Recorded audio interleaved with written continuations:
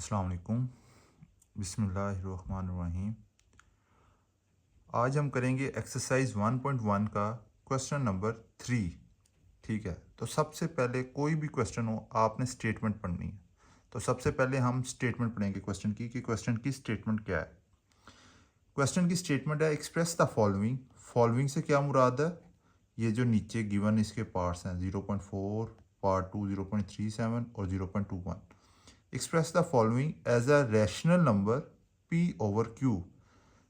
ठीक है, हमने क्या करना है, इसे इन नंबर्स को रिप्रेजेंट करना है। Represent number in the form of p over q। p over q से क्या मुराद है कि हमने इसे डिवीजन की फॉर्म में ना रिप्रेजेंट करना है। आगे वो क्या कह रहा है, where p and q are integers. p and q are integers. Integers क्या होते हैं? सबसे पहले हम ये देखेंगे। इंटीगर्स होते हैं कोई भी पॉजिटिव नंबर और कोई भी नेगेटिव नंबर। दुनिया जहान का जो पॉजिटिव नंबर होगा, जो नेगेटिव नंबर होगा, उसे इंटीगर्स नंबर कहा जाएगा। +1, +2, +3 and so on, -1, -2, -3 and so on. ठीक है, उसे इंटीगर्स कहा जाएगा। साथ वो क्या कहता है, q is not equal to 0। q, एक और कंडीशन उसने रख दी है कि q is not equal to 0। अब इस कंडीशन का क्या मतलब है, q is not equal to 0? मतलब ये कि q की जो वैल्यू, मतलब जो बेस में वैल्यू होगी, वो कभी भी 0 नहीं होगी। अब 0 क्यों नहीं होगी? अब 0 इस वजह से नहीं होगी क्योंकि जब भी आपके पास बेस में 0 आ जाती है वैल्यू, तो आंसर हमेशा आपका इन्फिनिटिव आता है।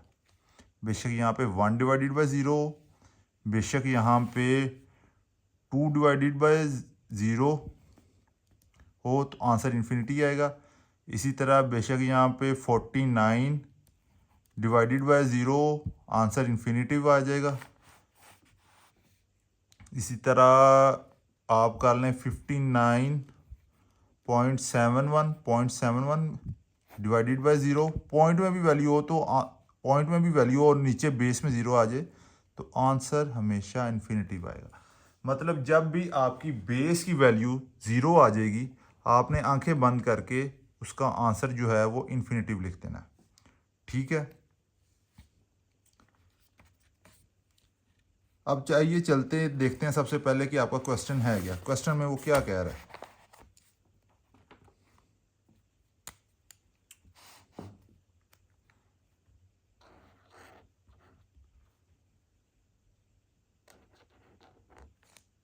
Question number 3 part 1। कंडीशंस आपने देख ली हैं, क्वेश्चन आपने समझ लिया। पहला क्वेश्चन है 0.4 ऊपर डैश। सबसे पहला काम जो आपने करना है ना, फर्स्ट स्टेप, वो आपने करना है इस वैल्यू को लेट कर लेना है x के इक्वल।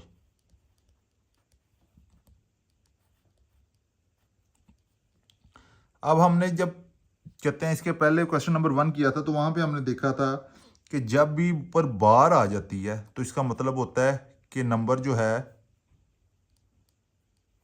Number is recurring.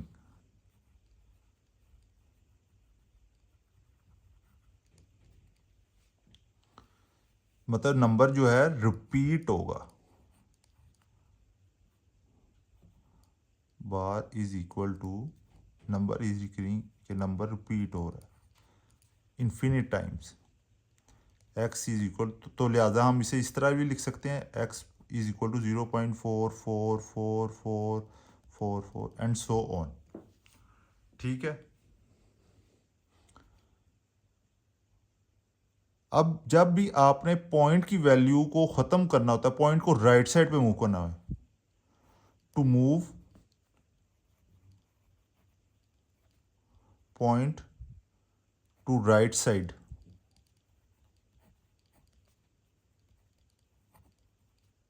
तो हमेशा आपने मल्टीप्लाई करना है। और जब आपने पॉइंट को लेफ्ट साइड पे मूव करना हो तो हमेशा डिवाइड करना है।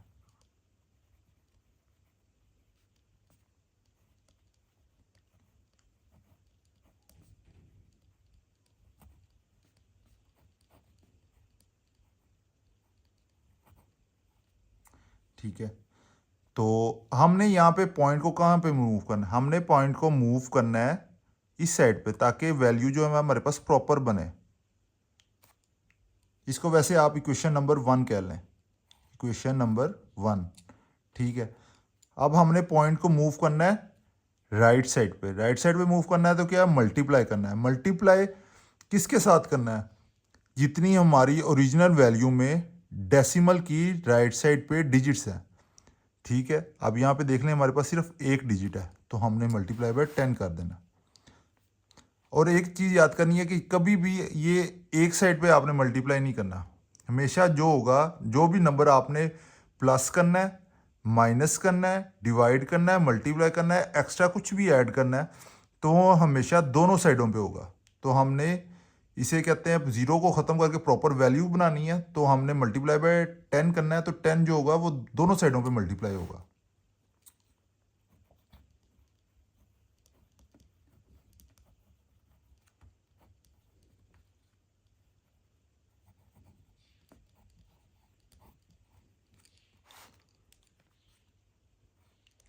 Ten multiply by x is equal to 10 multiply by 0.444444 and so on.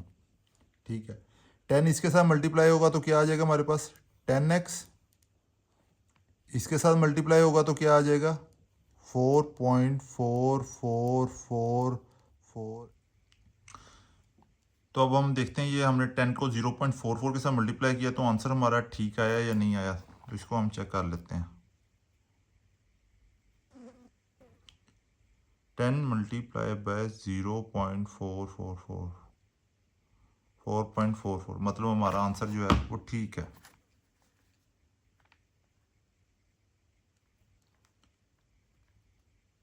तो इसे हमने कह दिया इक्वेशन नंबर 2।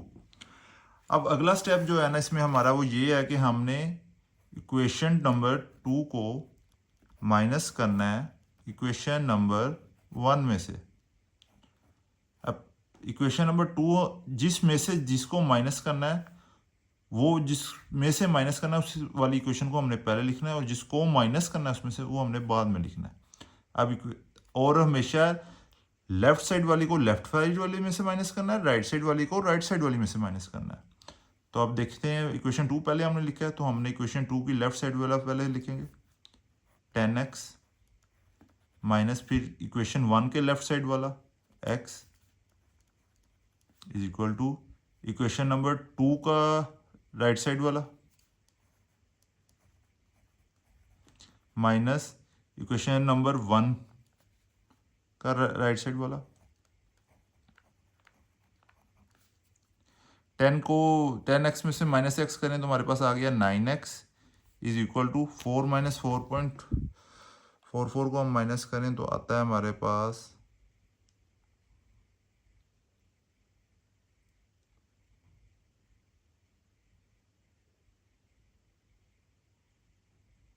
ओहो 4.444 माइनस 0.444, आंसर आता है हमारे पास 4। ठीक है, ये 9 जो इस साइड पे मल्टीप्लाई हो रहा है तो ये हमेशा दूसरी साइड पे डिवाइड हो जाएगा। जब भी एक नंबर दूसरी साइड पे मल्टीप्लाई हो रहा हो तो जब हम उसकी साइड चेंज करेंगे तो वो साइड पे डिवाइड हो जाएगा। अगर डिवाइड हो रहा होगा तो दूसरी साइड पे लेके जाएंगे तो मल्टीप्लाई हो जाएगा। ठीक है, इसी तरह प्लस माइनस का भी होता है कि अगर नंबर प्लस एक साइड पे ऐड हो रहा हो, उसकी साइड चेंज करें दूसरी साइड पे लेके जाएं तो वो माइनस हो जाएगा, और नंबर अगर एक साइड पे माइनस हो रहा है तो उसके दूसरी साइड पे लेके जाएंगे तो वो प्लस हो जाएगा। तो यहाँ पे ये नंबर 9 जो है इस साइड पे मल्टीप्लाई हो रहा है, दूसरी साइड पे जाके डिवाइड हो जाएगा। x is equal to 4/9। तो ये हमारा आ गया आंसर। अब हम चेक करते हैं जो क्वेश्चंस में उसने कंडीशंस दी हैं वो सारी हमने पूरी की हैं या नहीं की। पहली कंडीशन है कि p/q की फॉर्म में होना चाहिए। तो नंबर हमारे पास पी ओवर क्यू की फॉर्म में आ गया, मतलब डिवीजन की फॉर्म में आ गया, ये पूरी होगी। दूसरी उसने किया है कि पी और क्यू जो है वो इंटीग्रल होने चाहिए, मतलब कोई भी पॉजिटिव या नेगेटिव नंबर, तो ये भी पॉजिटिव नंबर है, ये भी पॉजिटिव नंबर है, मतलब पी और क्यू आर इंटीग्रल्स। ये भी हमारी जो बात थी, क्वेश्चन की डिमांड जो थी, ये भी पूरी होगी, ठीक है। उसके बाद आखिरी उसने कहा था कि Q जो है वो is not equal to 0, Q की वैल्यू क्या है 9, और 9 जो है वो नॉट इक्वल टू 0 है, तो मतलब ये भी कंडीशन हमारी, तो मतलब 3 कंडीशन क्वेश्चन में जो दी गई थी वो तीनों फुलफिल कर ली हमने, मतलब ये कि हमारा आंसर जो है वो बिल्कुल ठीक है। ये वैसे ज़रूरी नहीं होता मेंशन करना, पर अगर आप ये तीनों चीज़ें अलग से नीचे मेंशन कर देंगे कि तो एग्जामिनर पे एक अच्छा इंप्रेशन जाएगा और वो आपको ज़रूर इस चीज़ के एक्स्ट्रा मार्क्स भी देगा। इसी तरह हमारे पास अगला हमारा सवाल है, उसमें वो कह रहा है कि 0.37 बार। तो आइए इसे सॉल्व करते हैं। सबसे पहला स्टेप हमने क्या करना है, हमने इसे लेट कर लेना है, let x is equal to 0.37 bar. फिर बार का मतलब ये है कि ये डिजिट्स जो हैं ये रिपीट हो रहे हैं, रिकरिंग है, रिपीट हो रहे हैं, रिकरिंग है मतलब रिपीट हो रहे हैं।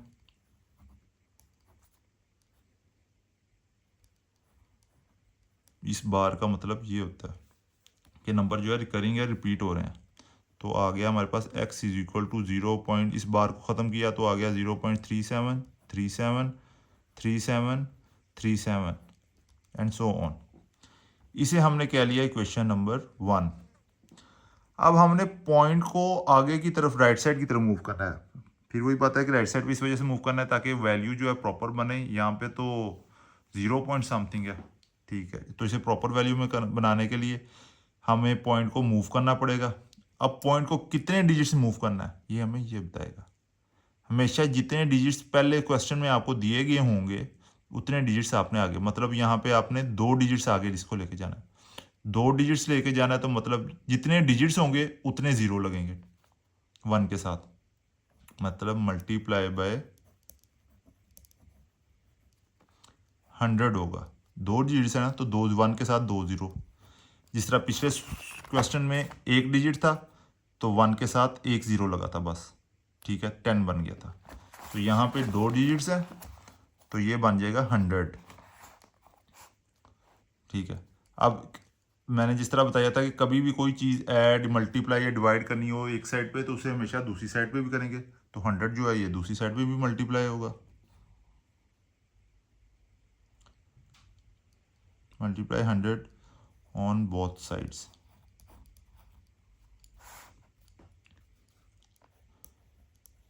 Hundred multiply by x is equal to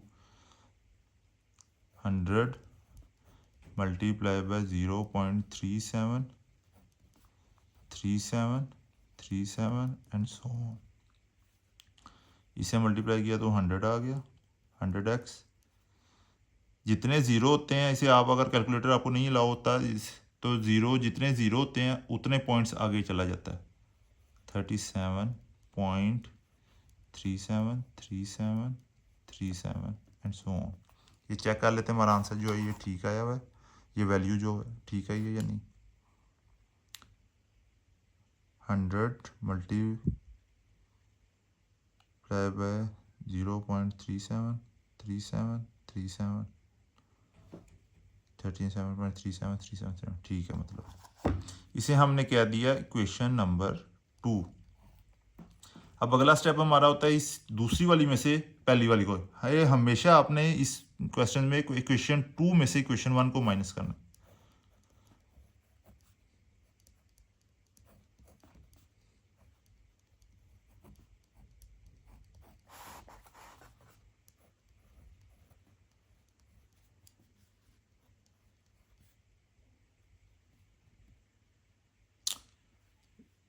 left side वाली को लेफ्ट साइड में से 100x लेफ्ट साइड और को लेफ्ट साइड में से माइनस किया, फिर राइट साइड वाली को राइट साइड में से। राइट साइड पे पहले इक्वेशन 2 लिखा हमने, इक्वेशन 2 वाली वैल्यू लिखेंगे 37.37 37 37 and so on minus 0.37 37 37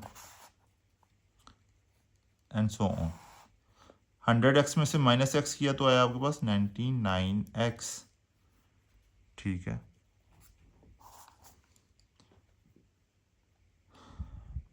37.37 minus 0.37 answer आया 37। x इज इक्वल टू आ गया 37 डिवाइडेड बाय 99 और ये आपका आंसर है। इसे आपने ये भी देख लेना कि फर्दर ये डिवाइड होते हैं किसी एक टेबल पे या नहीं होते। अब जिस तरह 37 और 99 किसी और टेबल पे डिवाइड नहीं होते तो ये हमारा आंसर है।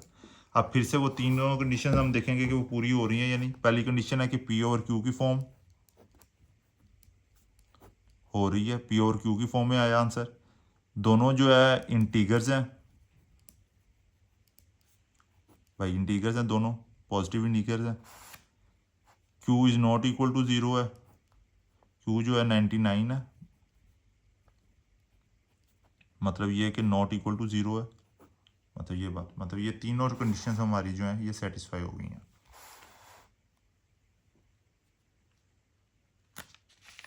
अब चलते हैं नेक्स्ट क्वेश्चन पे। नेक्स्ट क्वेश्चन है हमारे पास 0.21 बार। अब इसी तरह पहला स्टेप हम करेंगे। पहला स्टेप क्या है, लेट करना है x के इक्वल, फिर बार का मतलब ये है कि रिकरिंग, बार का मतलब होता है रिकरिंग। ये चीज़ें जो है जिस तरह ये है bar is equal to recurring, मैं एक साइड पे लिख रहा हूँ। ये ना लिखें तो फ़र्क तो नहीं पड़ता, पर अगर आप लिखते हैं तो एग्जामिनर पे एक अच्छा इंप्रेशन जाता है कि बच्चे ने क्रैमिंग नहीं की, बच्चे ने जो है चीज़ को अच्छी तरह अंडरस्टैंड करके फिर क्वेश्चन को सॉल्व किया हुआ है। तो वो आपको हमेशा इस चीज़ का ना मार्जिन देगा, एक्स्ट्रा मार्क्स ज़रूर देगा। जहाँ पे अगर कोई कमी कोताही होगी आपकी क्वेश्चन में हुई भी होगी तो उसे तो इग्नोर भी कर देगा। ठीक है, तो रिकरिंग आ गया, तो x is equal to 0.21 21 and so on. इसे हमने कह दिया इक्वेशन नंबर 1। अब यहाँ पे पॉइंट के बाद कितने डिजिट्स हैं, 2 डिजिट्स हैं। हमने पॉइंट को जो है राइट साइड पे मूव करना है तो मल्टीप्लाई करेंगे।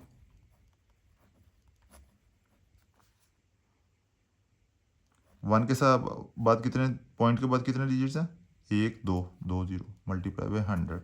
अब मैंने आपको बताया था जिस तरह पिछले क्वेश्चन में भी कि जो भी चीज़ एक साइड पे करेंगे वो दूसरी साइड पे करेंगे। मतलब ये कि multiply by 100 on both sides. 100 multiply by x is equal to 100 multiply by 0.212121 and so on. 100 को x से मल्टीप्लाई किया तो आया 100x इज इक्वल टू 100 को 2 0 है तो पॉइंट जो है आपका राइट साइड पे आप 2 डिजिट्स मूव कर जाएगा। 21.2121 डैश। इसे हम देख लेते हैं हमारा आंसर ठीक आया या नहीं। 100 मल्टीप्लाई बाय 0.212121 21.2121 ठीक है।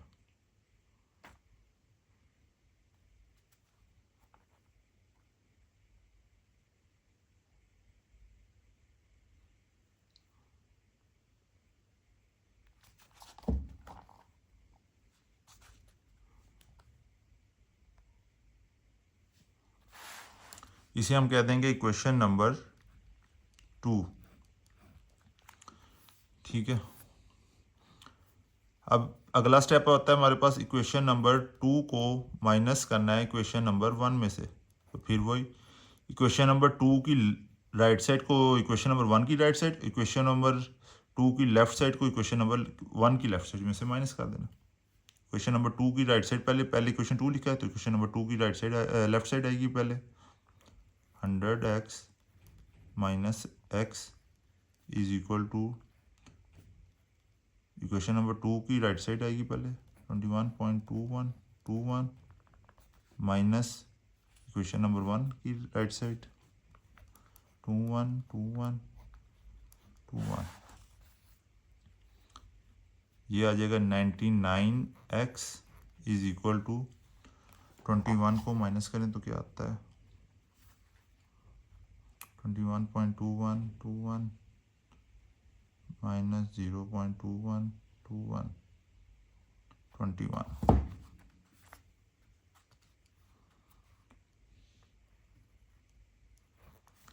x इज इक्वल टू आ गया 21 डिवाइडेड बाय 99। मतलब आंसर हमारे पास p ओवर q की फॉर्म में आ गया। पर आपने ये भी देखना है कि फर्दर ये आगे किसी एक टेबल पे डिवाइड होते हैं या नहीं होते। तो अगर हम देखें तो ये 3 के टेबल में दोनों डिवाइड होते हैं। 3 के टेबल में 21 आता है 7 पे, 99 आता है 33 पे। तो आंसर आपका आएगा x is equal to 7 over 33। अब देखते हैं तीनों कंडीशंस। p ओवर q की फॉर्म बन गई, ठीक है। p और q जो है वो दोनों इंटीगर्स हैं भाई, 7 और 33 दोनों पॉजिटिव इंटीगर्स हैं। और जो है कहते हैं q की जो है q इज इक्वल टू 33 है। मतलब ये जो कंडीशन दी गई थी कि q जो है वो नॉट इक्वल टू 0 होगा, ये भी कंडीशन फुलफिल होगी। तो ये हमारा आंसर बिल्कुल करेक्ट है।